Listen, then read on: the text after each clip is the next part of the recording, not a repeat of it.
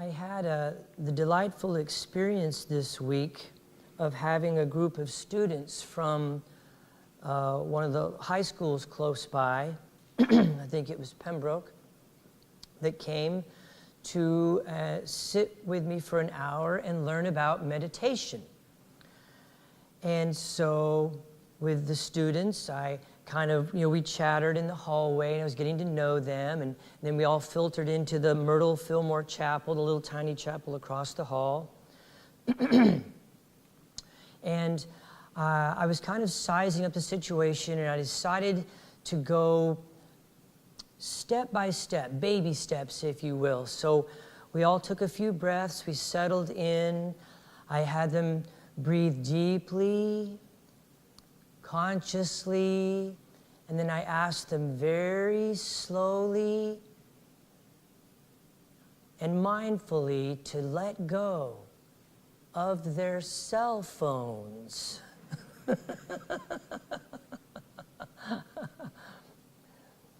And I guess maybe just because it's the first of the year, I've had a lot of folks emailing or texting or just asking me a lot more questions about meditation. So meditation became very alive for me this week. And so I wanted to talk a little bit about dhyana, the Sanskrit word for meditation, or spend some time just going over a few pointers and a few kind of touching base with, as my dad used to say, to dance with the one that brung you. Now, I'm not going to talk about all of the scientifically proven benefits of meditation. I think, in fact, even on the cover of Newsweek a couple months ago and Time magazine, I think it was last month, is meditation and mindfulness. So it's really getting into the national lexicon. It's really getting into the zeitgeist, if you will, this concept, this idea of meditation and mindfulness. So I'm not going to go into all the benefits, because that's actually something that you can Google. And you will get tons and tons of Stanford and Harvard research on the benefits of meditation. However, you cannot Google peace and happiness. In saying that, I decided to Google that, just to make sure that I'm staying, staying honest and not providing any alternative facts or fake news. So I Googled peace and happiness, and what came up was an actual specific color of paint by Benjamin Moore that is somewhere between taupe and beige, kind of a Maloxy color. So you can Google peace and happiness, but that's what you're going to get. No, I wanted to go right to the heart of the matter here. So there are many definitions and many debates over what is meditation or what meditation is not. But for me, meditation is a method, a practice that cultivates awareness of the true nature of things, reality, experiences, awareness of my own true nature, my own reality, if you will. And the goal, as the Buddha once said, the goal of meditation is not to control your thoughts, but it's to stop letting the thoughts control you. So in the same way that exercise helps us with our physical body, meditation, in a way, can be considered an exercise for the energetic and spiritual bodies, the mental, emotional, and spiritual aspects of our being.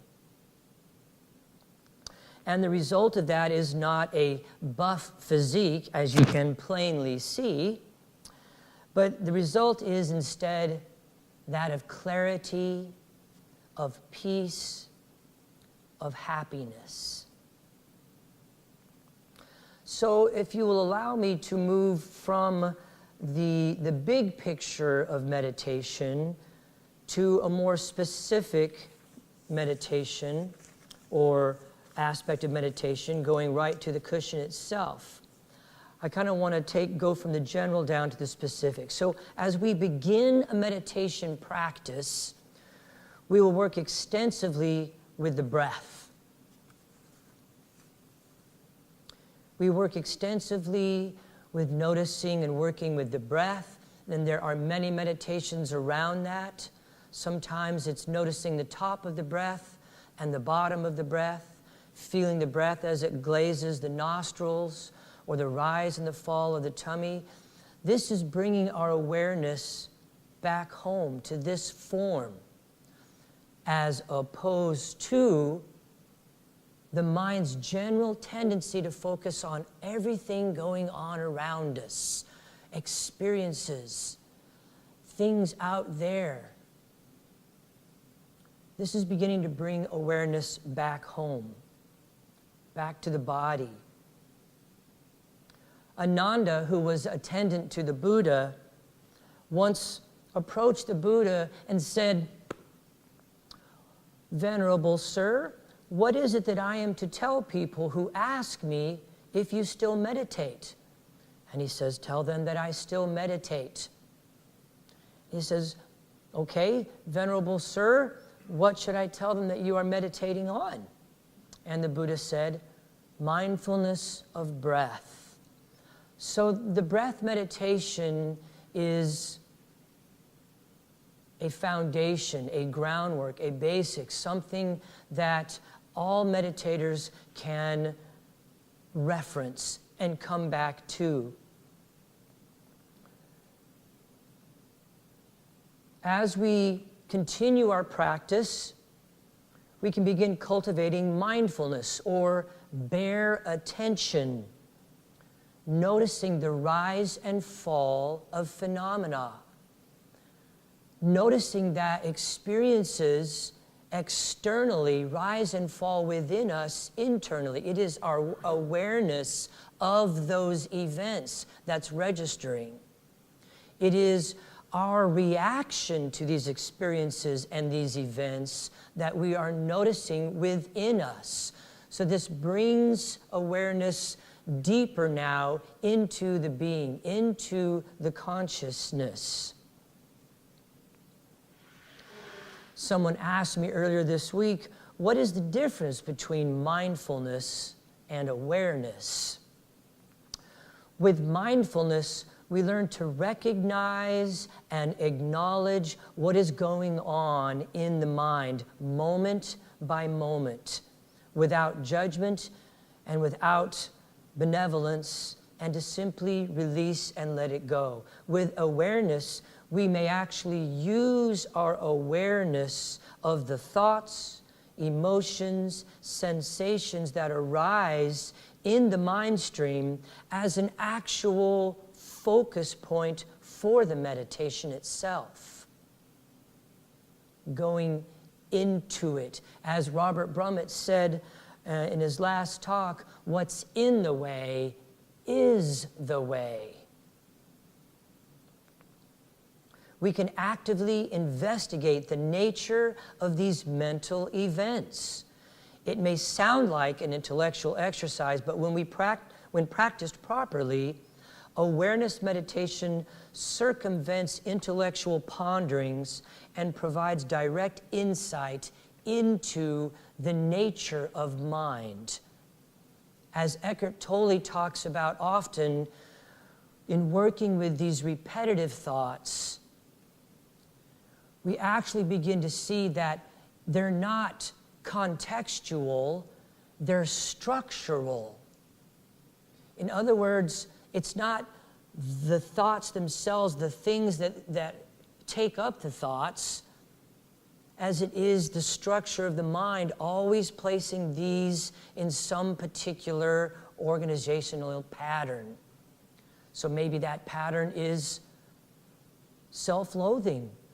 So you have these experiences, and then the thought patterns arise, and it comes back to why me? Why always me?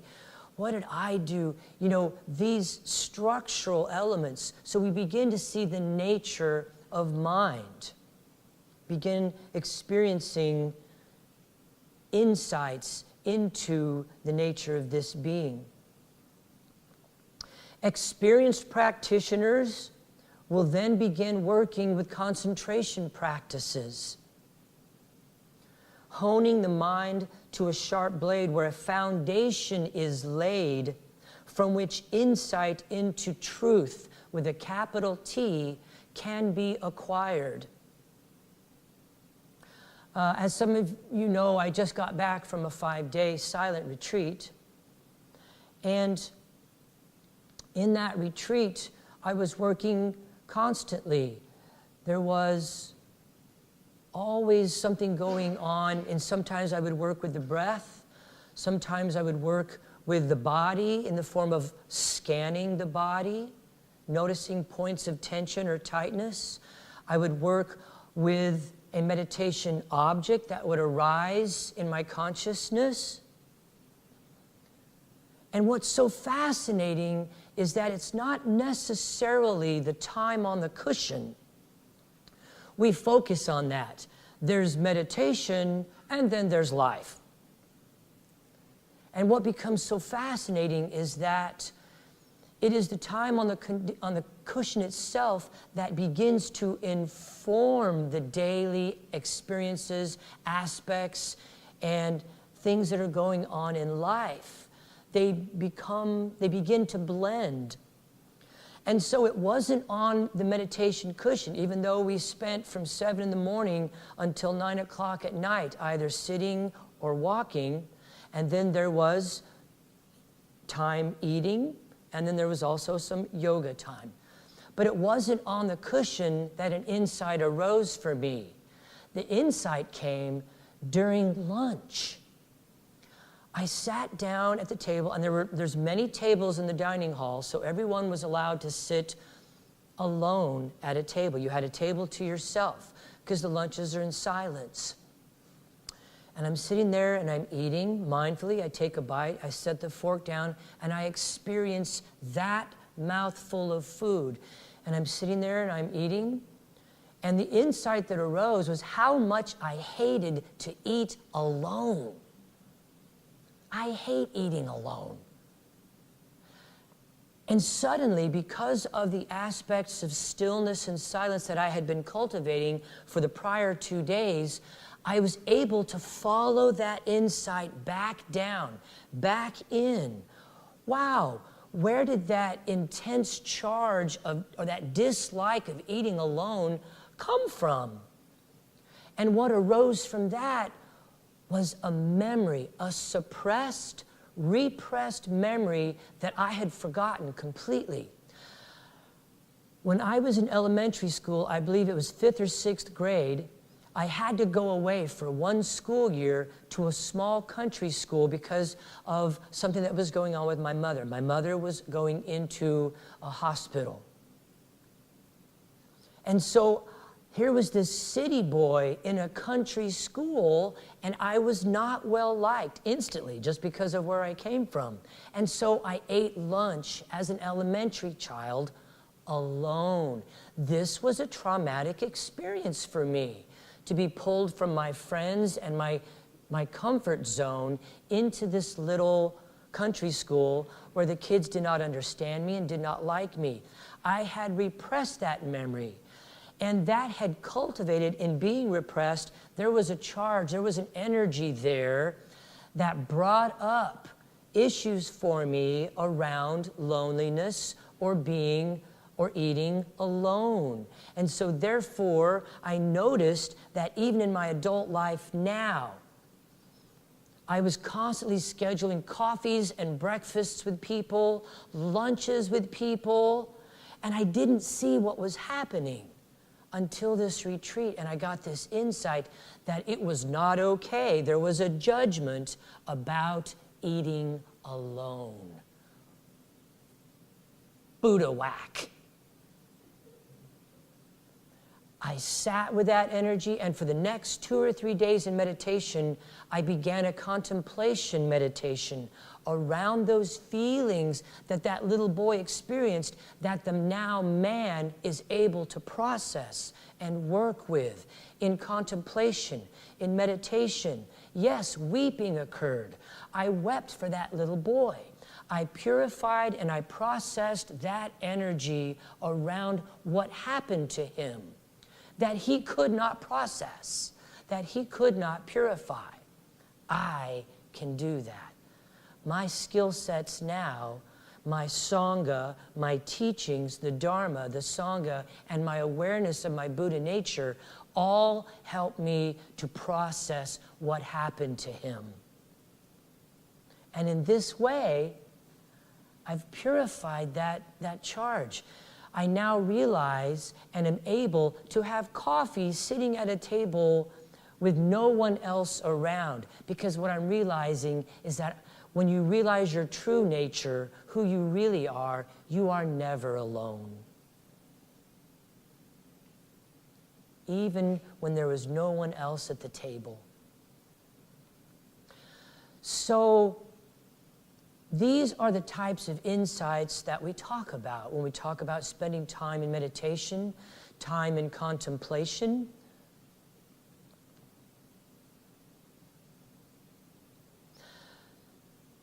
So a couple of pointers about meditation. Many folks ask me, is it 5 minutes, 10 minutes, 20 minutes? How long should I sit? And the invitation here is to allow meditation to become a part of your life. A regular meditation practice is key here. So it doesn't matter if you're only sitting for 10 minutes. What matters is that you do it 10 minutes every day. Allow it to become a part of your life, and it will begin to have a reciprocal effect.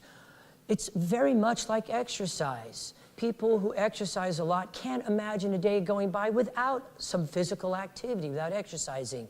So allow meditation to become a regular part of your life. Begin first with 5 minutes, 10 minutes, and then explore with a playful curiosity what it's like to sit for 20 minutes. Allow that to begin to build. And what is going to happen is that it will lengthen on its own. Meditation will, at some point, we no longer have to practice because the practice begins living us. So as you are starting, work with establishing a regular practice. Explore different positions for meditation, whether it's on a cushion or seated at a chair. But always try to work with an alert posture, a straight spine. Not too comfortable, because if you get too comfortable, then you'll begin inviting issues with sleepiness and sluggishness. And yet if you're too uncomfortable, then the body's going to be wiggling and messing and fidgeting a lot. So work with postures that are, it's Goldilocks, right? Not too uncomfortable and not too comfortable, but just right. So find that posture that is alert, alive, present, awake, aware. And then invite the stillness and work with noticing and following your breath. That is the best place to start, with the breath. Then from there you can work with mindfulness, awareness, of bare attention of what comes and goes, whether it's a dog barking, whether it's a tummy rumble, an ache or an itch. All of these are invited into your meditation practice, where you noticing them. Noticing them. That's all you have to do. Just awareness of them. Let them arise, let them fall. And after the allotted time that you have spent in meditation,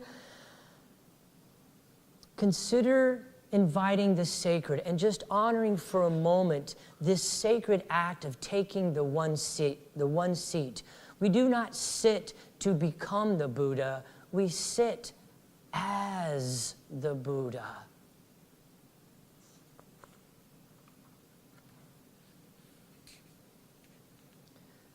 And then to deepen your experience of the Dharma, of the teachings, of the practice itself,